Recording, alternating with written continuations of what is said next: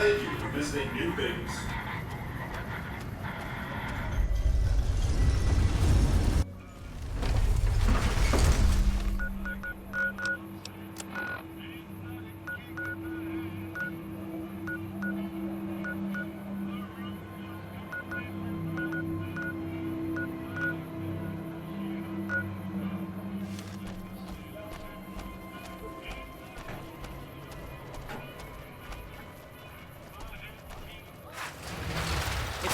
In this place, I tell you. Last night, some girl was pounding on my door.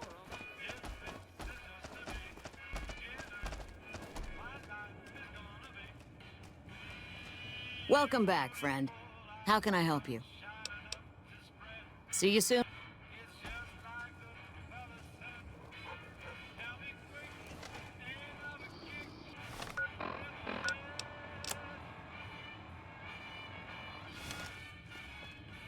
Howdy.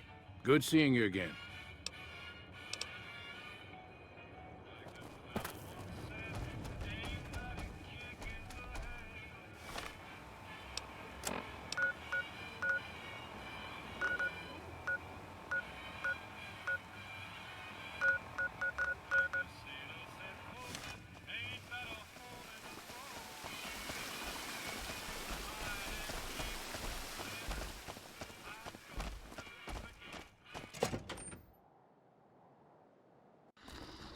Beg your pardon, but could I trouble you to turn over your weapons? I'm afraid those are the rules. If you don't like it, you can take your business elsewhere. My deepest apologies for the slightest inconvenience. You have my assurance that everything will be returned upon your departure. But we simply can't have anyone waving their weapons around in the hotel. It's not the atmosphere we wish to cultivate. Please. Enjoy your stay. They'll be handled with the utmost security in our bank. Adieu.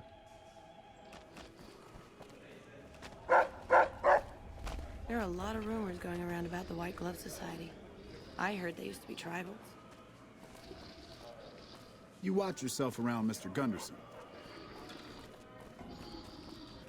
Did you see Heck Gunderson, the Brahmin Baron, at the bar? He may be a wastelander, but his taste clearly befits his status. Those omertas. Always plotting, never relevant. Bravo for putting them in their place like that.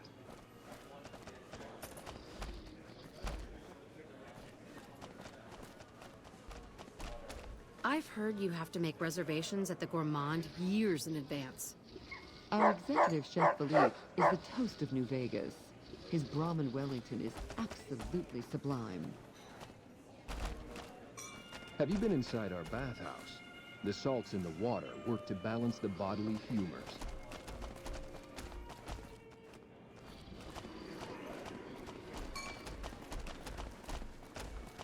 Hey.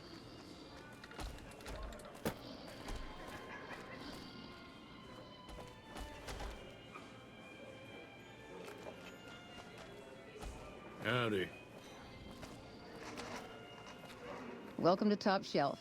The drinks cost twice as much during happy hour, but they draw twice the attention, too.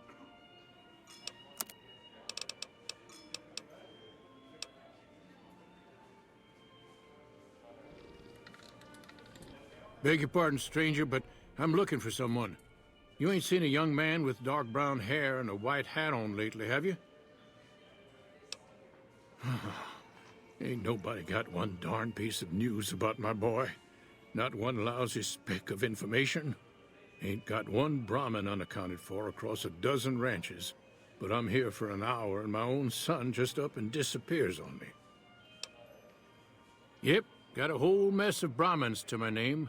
Bighorners, too. Used to just have the one ranch, but land was easy to grab before the soldiers moved in.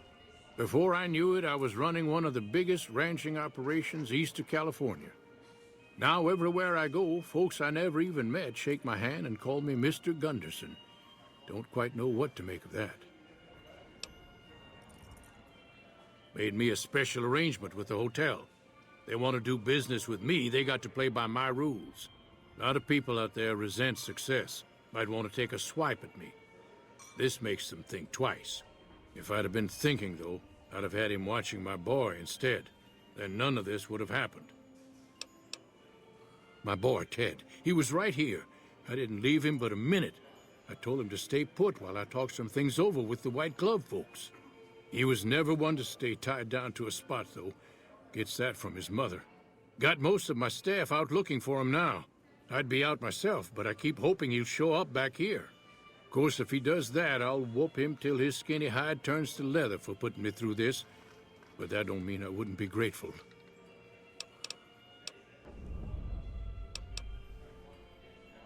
That's between me and the White Glove Society. But let's just say they control the food supply around here, and I got lots of food to give. But that ain't as welcome as you might think. That's what they call themselves, the folk that run this place. They're the ones dressed all fancy with their bow ties and shiny dresses. Some of them got masks, too. Real hard to trust folks like that. A couple of them show their faces, and that's who I do my business with. I don't talk to none of the other ones. I'd be more than happy to have you. Heck, I'll hire anybody with a pair of legs and at least one good eye at this point. There'd be a lot of money in it for you if you can get him back to me safe.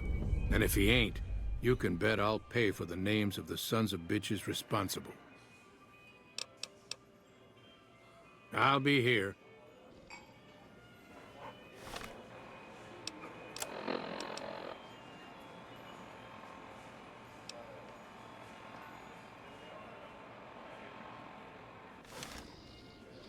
What can I get you? Pleasures? How do you fare? Hello.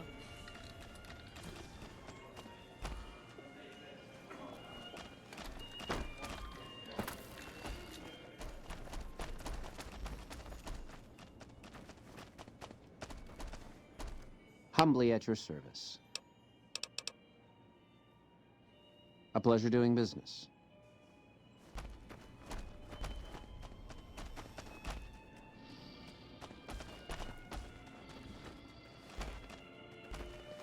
Hey. I love the masks.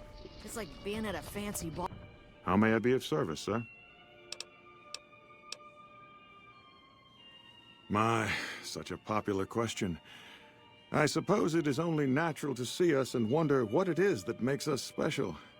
The White Glove Society has only just made itself known to the public, of course, but our pedigree was established over generations. Were we always so refined? I'd be lying if I said yes. But I've always felt we were destined for a place atop modern society. And now, here we are. Not everyone can wear the finest clothes and eat the finest foods, obviously. That's just the reality we live in. But surely we can agree that the most tasteful, sophisticated people are the most deserving. And that's what the White Glove Society is all about. No, not from the likes of you, I'm afraid. I don't think you'd have the stomach for it. Better look elsewhere. Indeed. Oh.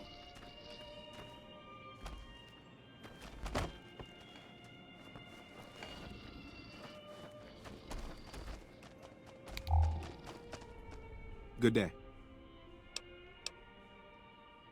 Those are all members of the White Glove Society. Our founder, Marjorie, gave us all a dress code. There's only one rule to it.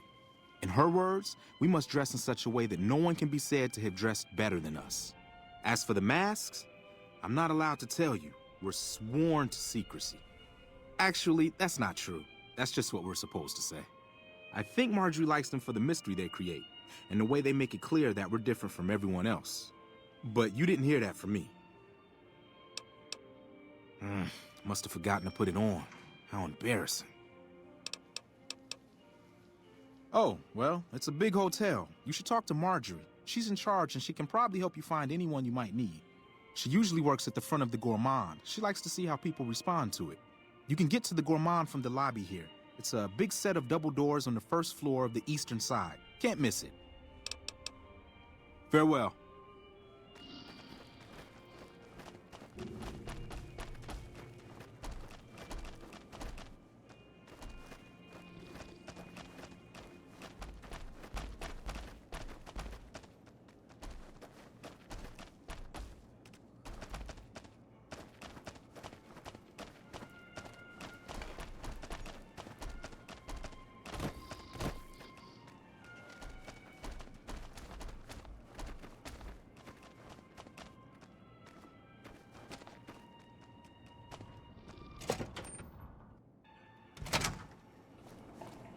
Hey, have you been in the steam room yet?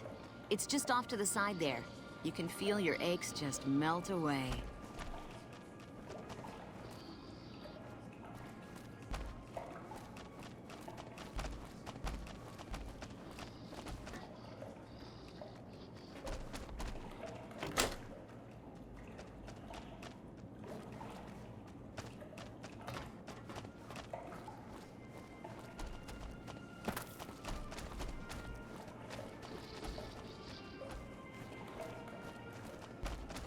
Hey.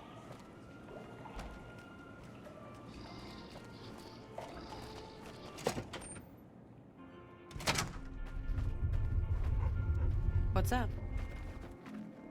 They must have spent a fortune renovating this place.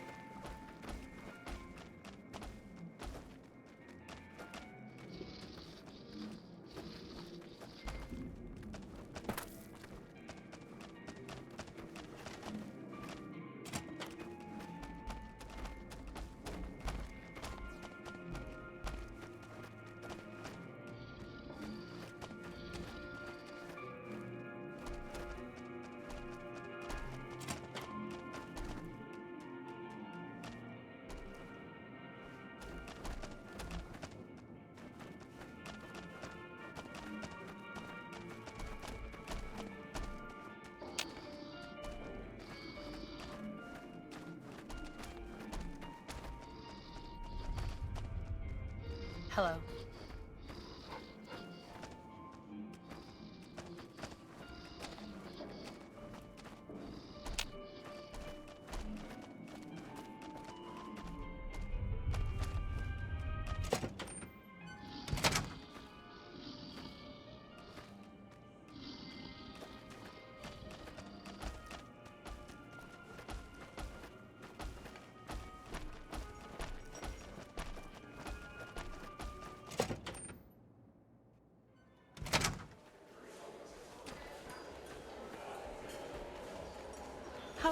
Welcome to the Ultralux. I do hope it exceeds your every expectation.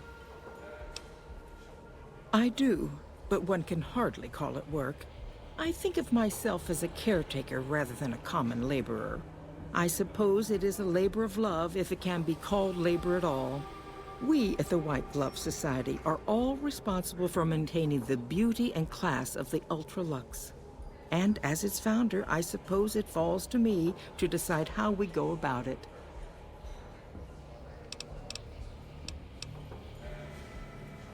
What else? Mr. Gunderson and I have been discussing his livestock. It's put us in a rather delicate position, you see, his coming here. Not that we aren't grateful for his generous offer. But our executive chef, Philippe, has transformed Brahmin steak into a delicacy. He really is a genius. Everyone wants it. But a delicacy is just that, delicate. If everyone can get it, it ceases to be a delicacy. It becomes a perfectly ordinary staple. And if the gourmand served staples, it would no longer draw the caliber of people it deserves. It would be a diner or a family restaurant. So as much as we'd all love for there to be enough steak for everyone, I'm afraid there are more important things to consider. This again? I thought this was all settled. I answered every one of that investigator's questions to his satisfaction and gave all the help I could. I know our reputation hasn't always been spotless, but that's all in the past now. How some people can't get over it is beyond me. For the last time, the White Glove Society has never and will never consume human flesh for any reason. It's written in the charter. There was an investigator who came through here last week. He'd been hired by a young man whose bride-to-be went missing during their stay here. Well, you can already guess what probably happened, can't you? It seems perfectly likely that she got cold feet and ran off. And that young groom just didn't have a clue, the poor dear.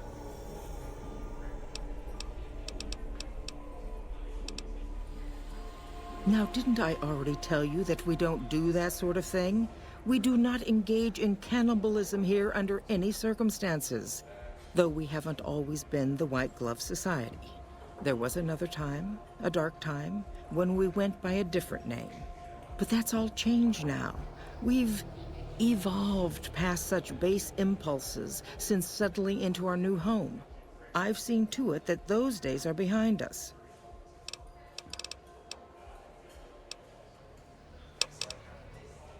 Why, yes, I think so, if he hasn't checked out yet, that is. I had our maitre d' Mortimer offer him a complimentary room for as long as it took for him to be satisfied. You see, the White Glove Society remains the very picture of courtesy, even in the face of such impolite accusations. We have nothing to hide here. A man? Well, then this can't be. 2 disappearances in my hotel? What will people say? I'm going to have a word with my staff about security on the premises. Whether these people are found or not, our guests simply must feel safe in their own rooms. Ta-ta. Welcome to the ultra. You disgust me. How dare you say such a filthy thing in my establishment? I ought to have you arrested. You'll kindly mind your tongue, or we shan't speak any further.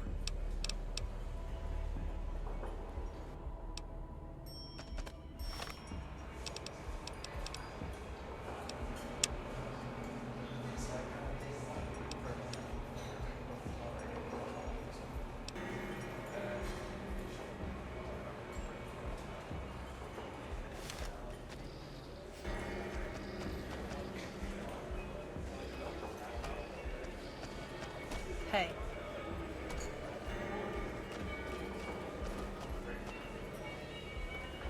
Have you been inside our bathhouse?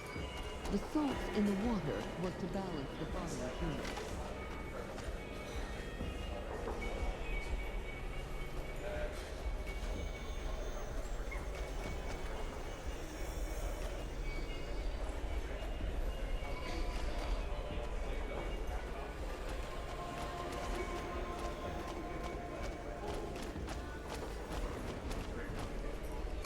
Hello. What can I get you? Farewell. You look positively famished.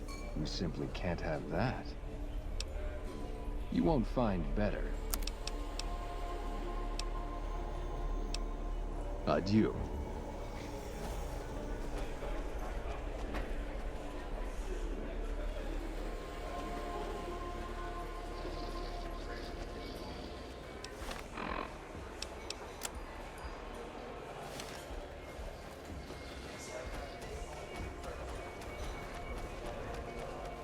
Hey.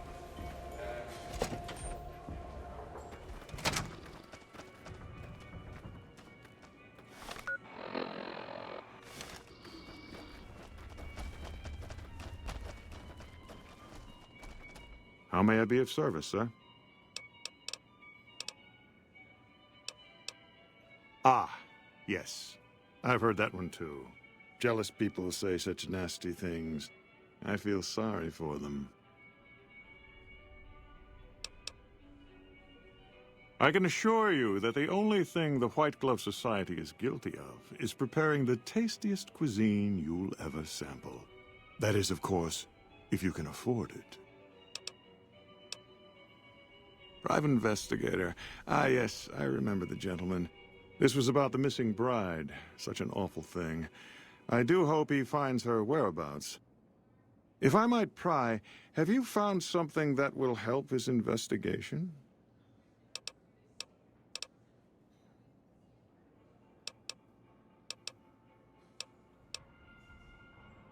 Of course, of course. Now, ordinarily, we don't give out guest information, but I think given the circumstances, he'll want to speak with you. Let's see. He hasn't checked out yet. If you head back to the hotel rooms, his will be 1 floor directly above you after you exit the lobby. I hope we can put this whole matter to rest at last. If you head back to the hotel rooms, his will be 1 floor directly above you after you exit the lobby. Indeed. How may I be of service, sir? Good. And you know what it is to be discreet in matters of nutrition. Perhaps you can help me. I'm in a bind. I've been planning an exquisite society dinner, but there's a bit of a problem with the main course. He's got a powerful and temperamental father. Yes, the wrong person. We scouted the right one for weeks. The heir to a mercantile empire, sort of a black sheep. He cut ties with his family and left their estate to wander.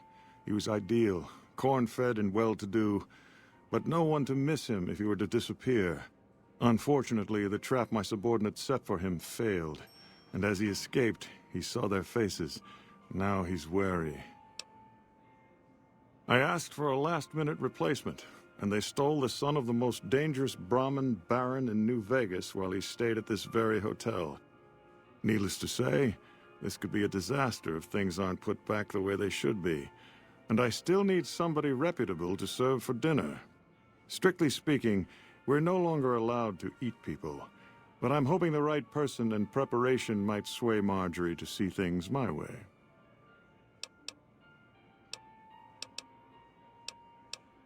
I need a replacement, and I need the boy taken care of. The replacement must be healthy and well-bred. One can't very well make steak from gristle. With so little time, we'll have to go after our original choice, Carlisle St. Clair. He lives in a shack north of here. For freshness, we need him alive. If you could send him here or knock him out with this and drag him into the dumpster next to his house, we can do the rest. Ted Gunderson is his name. It would be simplest if we could convince him this was all an unfortunate misunderstanding. But if he won't listen, we can't very well let him go. He'll have to be slaughtered and served. Then we wouldn't need the replacement. But you would need to deal with his father, heck. Perhaps if you could smear some of Ted's blood around his father's hotel room, you could frame him.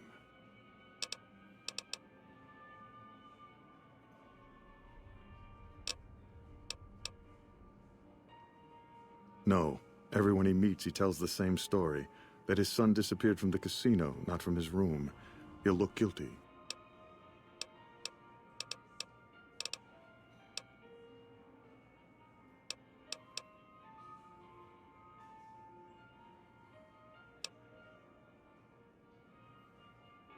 Splendid, splendid. The boy is being held in the kitchen beneath the gourmand. Here are some keys that will allow you access to him. The elder Gunderson is staying in our penthouse. I understand he's hired security, so be careful if you go up there. And our Mr. St. Clair resides to the north. He rarely strays far from his house, and he's surrounded it with booby traps. Indeed.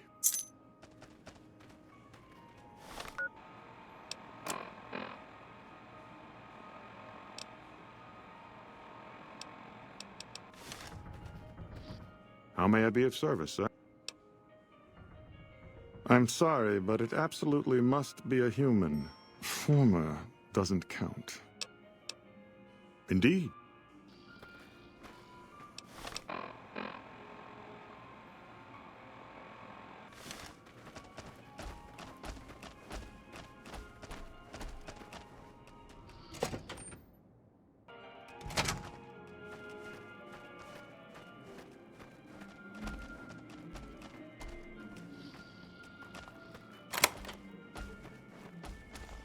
Over here!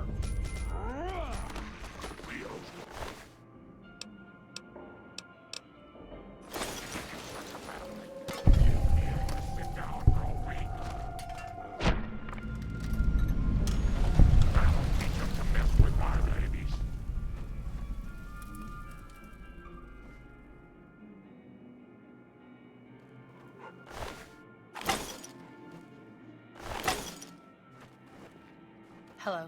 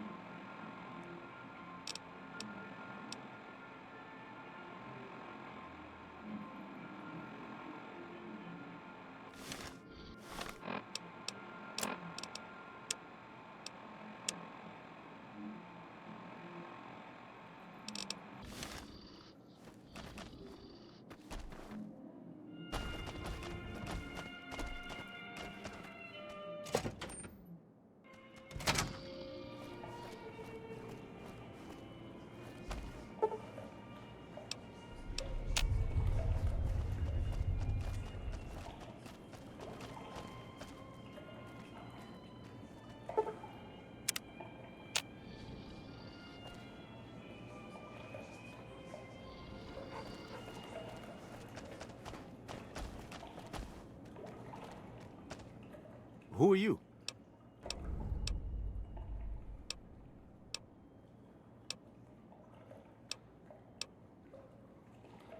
So was the man I'm supposed to be meeting here. Where is he?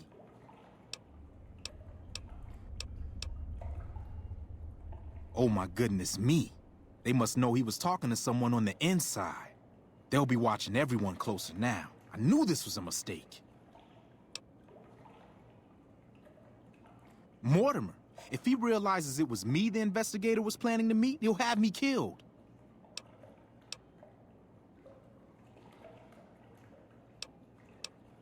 The girl, the one who disappeared. I know what happened to her.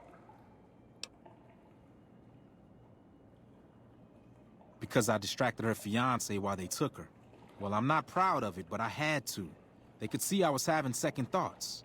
Some of the White Gloves began meeting privately a while back, started talking about how we'd lost our identity. I started attending because I thought it was about changing our politics. Then they started talking about returning to the old ways, and there was no way out. They'd kill me for the things I heard them say. Yes, the White Glove Society strictly forbids eating humans, but we weren't always the White Glove Society. Mortimer and some of the others have regressed to the old ways. They've taken many people over the last few months, but always from Freeside or secluded places where they wouldn't be missed. It wasn't enough. Lately, they've gone for tourists here on the Strip, even in the hotel. I guess that's the hazard of a cannibal becoming a gourmet. It's hard to please a refined palate. He's alive, as far as I know. They're trying to keep him fresh. Mortimer has special plans for him. The White Glove Society has a banquet every night at 7. It's in our private section. Mortimer wants to reintroduce humans into our cuisine. Since eating people is a crime we punish by death, he's going to do it in secret. After everyone has eaten it, he'll tell them. With no real way to punish everyone, in Mortimer's mind anyway, their minds will be open to the idea of eating people as a delicacy. I don't know exactly, I wasn't in on it. I think some of them have stopped trusting me. But you can bet they're keeping him near the gourmand. Our chef, Philippe, has an obsession with fresh ingredients. It'd be back in the members-only section, so you'll have to be careful. Don't be seen, and more importantly, don't let them see Ted in the open. It's guarded both at the lobby entrance and in the access tunnels leading from the main restaurant.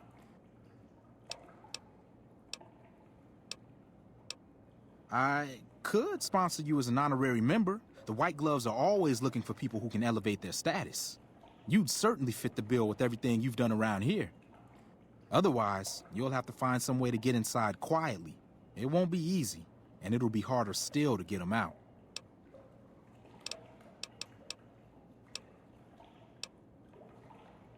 They might, but to him, the legacy of returning to the old ways is worth his own life.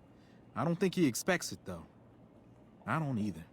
Nothing is more important to the society than being on the cutting edge of New Vegas cuisine. Mortimer's idea will appeal to that need. He just has to get them over the taboo. That may be true, but I wouldn't recommend it. He's built a reputation, and it isn't for calmness and impartiality. He's not what he looks like. They call him Hurricane Heck. The man built his empire by hiring mercenaries to drive off the competition. Lately, he's been attacking our Brahmin suppliers so he can take over their business. He's the sort to pound in a nail with a wrecking ball. If you give him the whole story on this, he'd be liable to raise the entire hotel. And God knows what he'd do to the rest of the Strip. I don't know.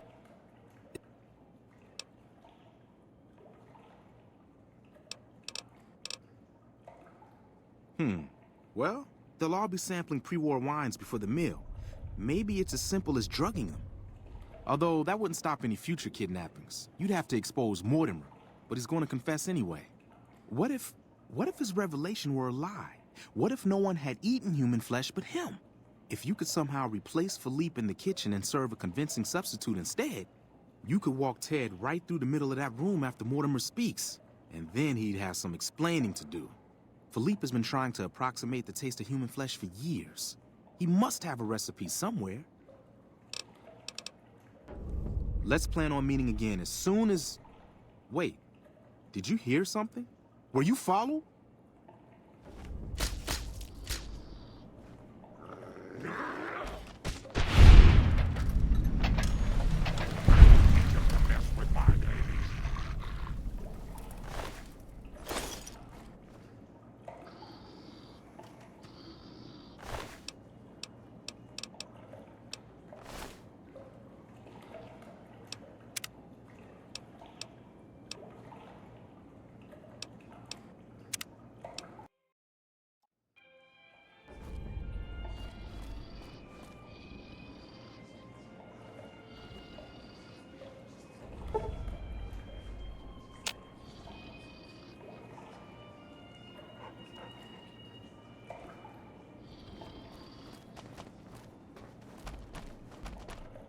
Who are you?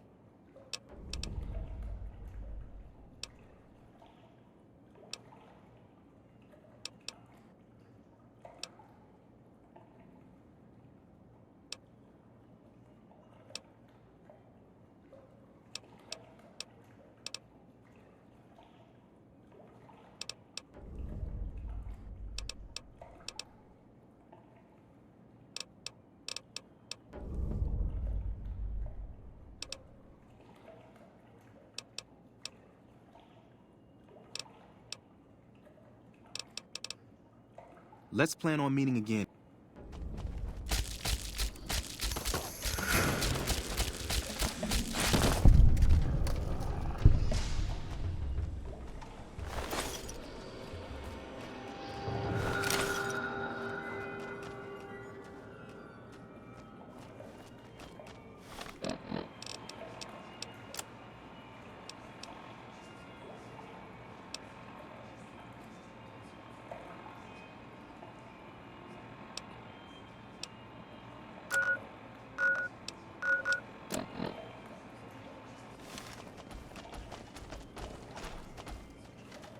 Hello.